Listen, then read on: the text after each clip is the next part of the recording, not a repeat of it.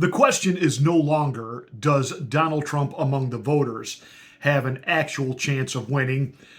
I think the die has been cast. The polls are clear. Joe Biden's abysmal disapproval rating continues to drop. Trump continues to rise. He's going to be the GOP nominee. The question is, will the deep state ever let him actually get to the Oval Office? Let's get ready to rumble! You can't handle the truth.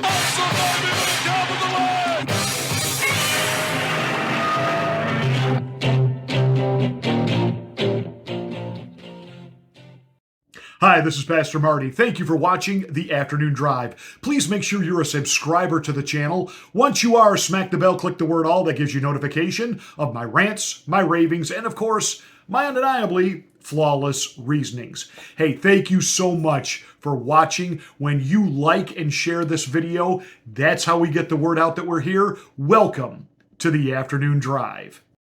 Well, we were one of the first to report on Colorado attempting to ban Donald Trump from the ballot, with the Supreme Court of the state of Colorado stepping in and saying, hey, he's an insurrectionist. He can't be president. He's never been charged with insurrection, and he certainly hasn't been found guilty by any court of insurrection.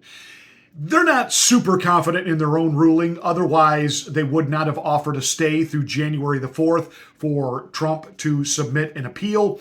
And if the Supreme Court or one of the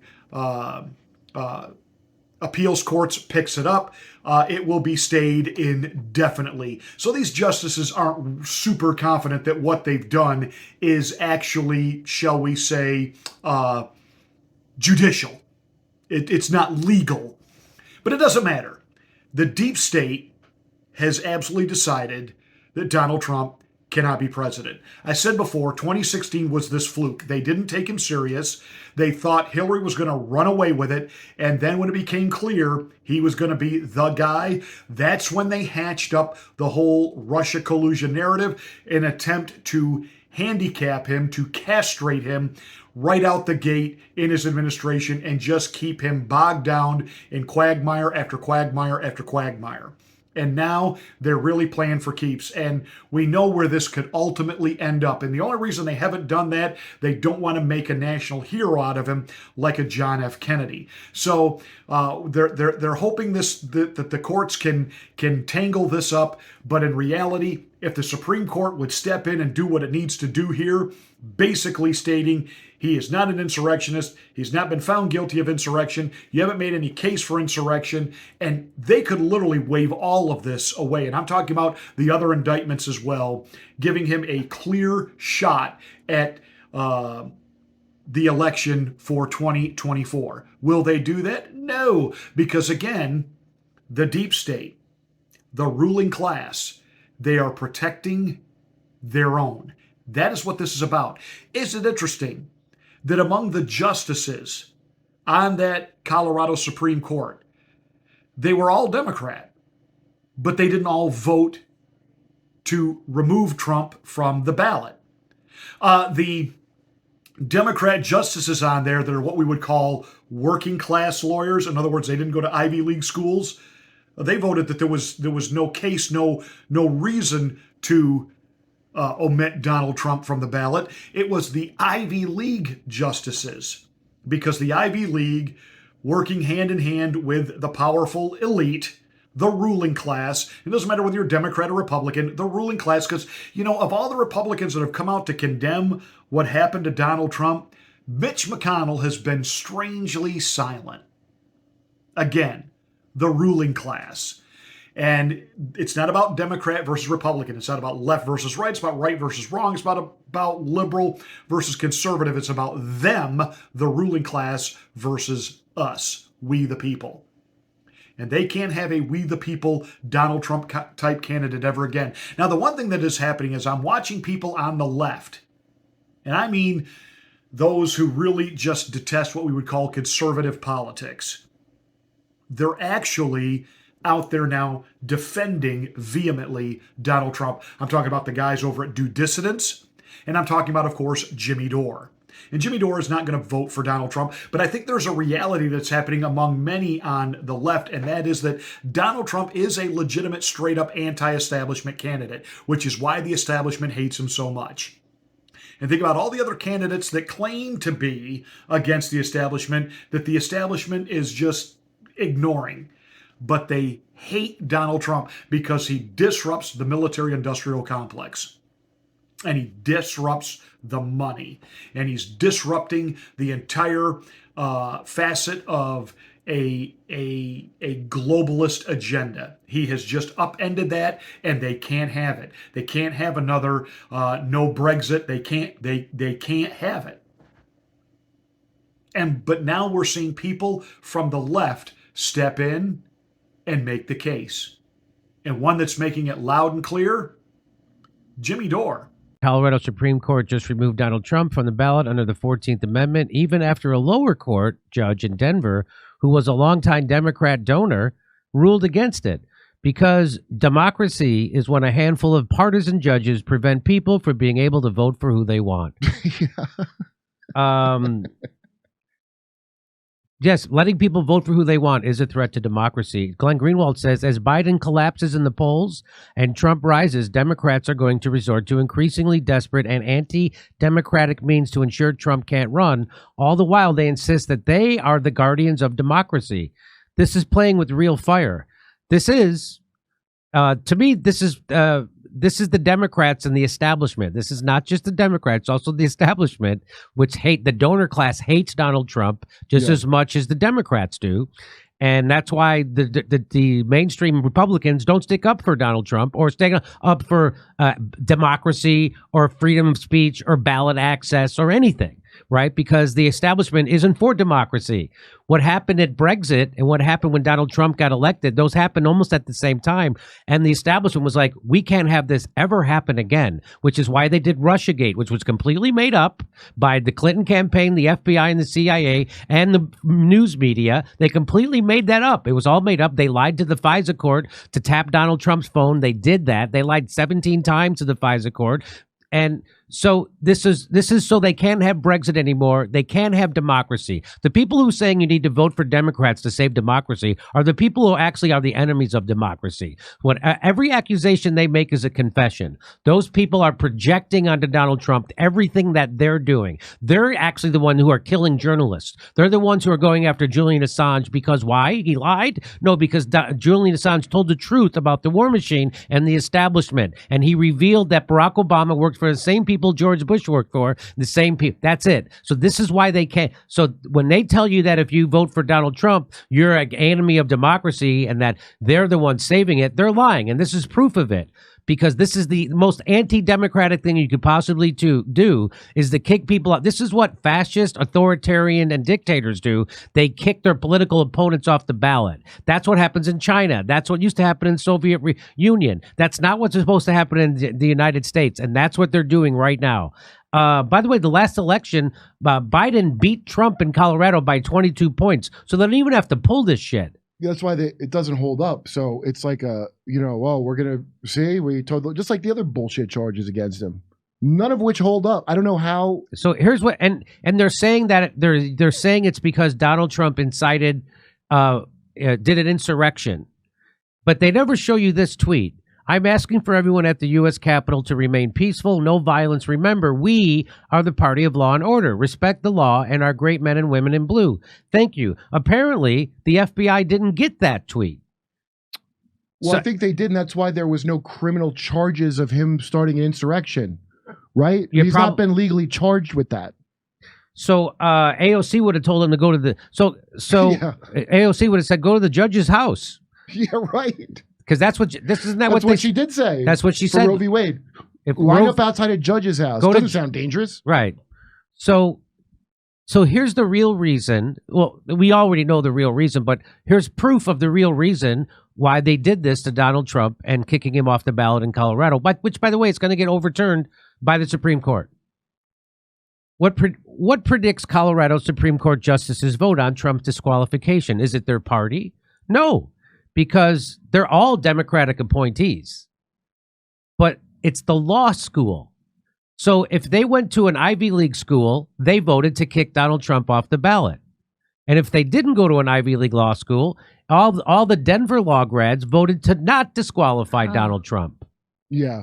Well, because Ivy League law schools, that's where you're going to pull the levers of power. That's why you're trying to get in the Ivy League, right? Yes. And so what are they overwhelmingly? People that studied law, but they don't really go into law. They become government people. And because they know the law, they figure out ways to break the law to do the things they want to do. It's full of these scumbag lawyers that aren't lawyers. Like a lawyer is better than a government person. It's weird to think of these judges. There's a working class lawyer, right? So if you didn't go, like a mafia lawyer that helps them get out, they're less evil than the ones that go into government. You know why Ivy League schools cost so much? Because you have to pay the teachers extra to tell these entitled, socially inbred morons that they are smarter than everybody else year after year. No, that's not fair. A lot of them are physically inbred as well as socially. So here it is. So here's all. I don't have to show you this. I'm just going to tell you that Chief Justice Boatwright dissented, Justice Samore dissented, Justice Birkencotter dissented. So those are the ones that didn't go to Ivy League schools. Someone said Justin William Hood is a University of Virginia grad. University is an ACC school, not an Ivy League. And then someone says all T14 law school grads voted to disqualify. But yes, point taken. Okay. Oh, he's not saying that to Schwartz, to the guy who said they're not Ivy League. He's saying it to the other guy. Yeah. Oh, I misunderstood that. So Glenn Greenwald says after 2016, first Brexit, then Trump wins. Western elites decided population could no longer be trusted with basic freedoms. They chose and think wrong. That's exactly what happened. That's what led to the censorship disinformation regime, and now they're barring the leading candidate for president from running for president. So it started with Alex Jones censorship, then it went to the leading lawyers, it went to the leading doctors and scientists, then it went to the leading journalists, and then it went to the former president of the United States. So that's what this is. Oh, they're just going to bar Donald Trump. They're going to bar anybody. It'll start with Donald Trump, and then it's going to be anybody the establishment doesn't like is going to get barred. Just like when Obama blew up that American citizen Al-Qaeda guy that was out there with no trial. And That's I was right. like, well, he's an Al-Qaeda. Good. With no cognizance that they're going to do it to you if they do it to the guy you don't like. If you're for that, it's going to blow up in your face. And it is. It's doing it right now. So Danny B, this guy, he had a good thread, and I'm going to read it to you. He has a good tweet about this. He said, I just read the decision. The justices clearly wrote an opinion based on a predetermined conclusion. He says, I remember this is great. Watch this. He says, I remember in law school, one of my professors asked a question of the class in a case we were reviewing, which side is correct? After the class gave their opinions, he answered, you're all wrong. The side that is correct is the one that is paying you. That's how the law works. Okay.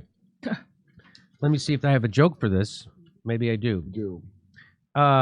And that's what I want when I'm paying a lawyer. Yeah. If you're talking about a judge, that I feel like there's a possible conflict of interest there. Yes, I want the lawyer to think who's ever paid. Judges are being paid, are they? Judges are being paid by the state. They're not supposed to be paid, but the decision reads not like a well-reasoned court opinion, but more like a one-sided argument by an attorney arguing for his client. Maybe I'm naive, but before and after going to law school, I always thought that most judges had the ability to apply facts to the law in an unbiased way and to come to a rational and well thought out conclusion. Recent events are showing me that I was dead wrong. That's because it is a lawyer arguing for his client. Except for some reason, he's also a sitting judge. Okay.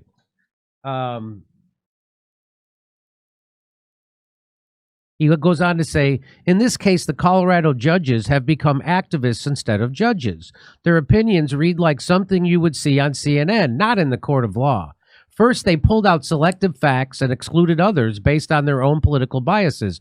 For example, when describing the events that unfolded on January 6th, they only highlighted the part of Trump's speech that they decided to use. Conveniently, they excluded everything he said about protesting peacefully, which I already showed you.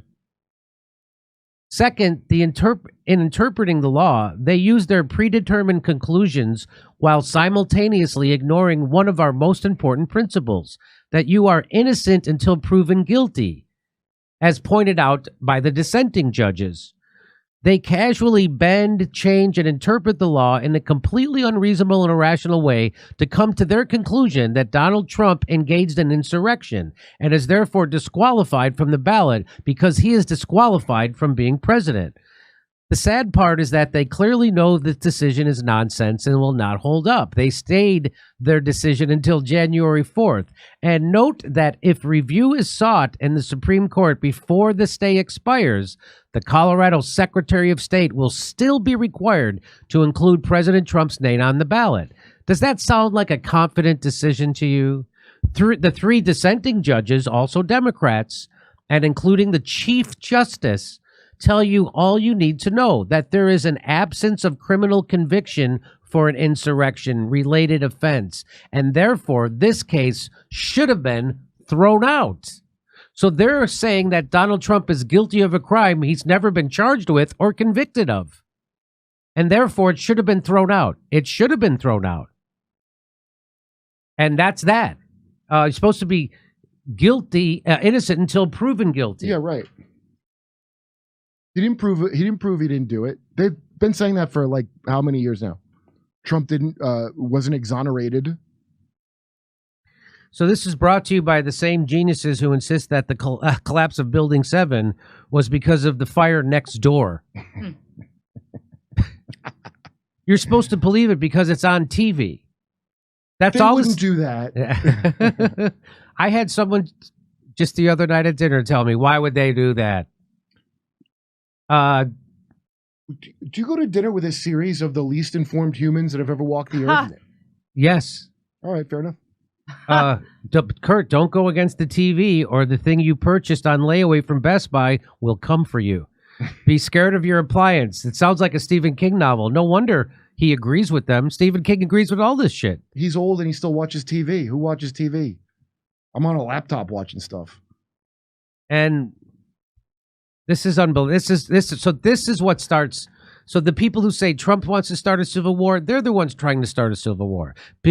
Trump is trying to start chaos, they're the ones creating the chaos. They're the one. Trump is going to get rid of the rules. They're the ones that get rid of the rules. The exact opposite. And again, I didn't vote for Trump. I was not a Trump supporter. I voted third party the whole time. I wouldn't vote.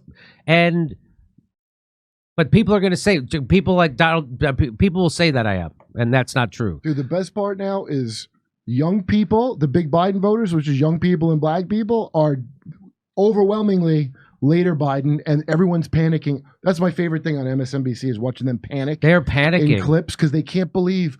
And they're Kyle can't believe, right? Kalinsky? And yes, right, Kyle. Okay, a trillion times better. What was it? Was it a trillion times better? And so everything they say that Trump is going to do when he becomes president again, they're already doing. They're already killing journalists, Julian Assange. They're already prosecuting their political enemies in Stop Cop City and January 6th and Donald Trump. They're already doing all those things. They've already ended democracy. They've already lied to you to push a political position. They're already lying to you into every war.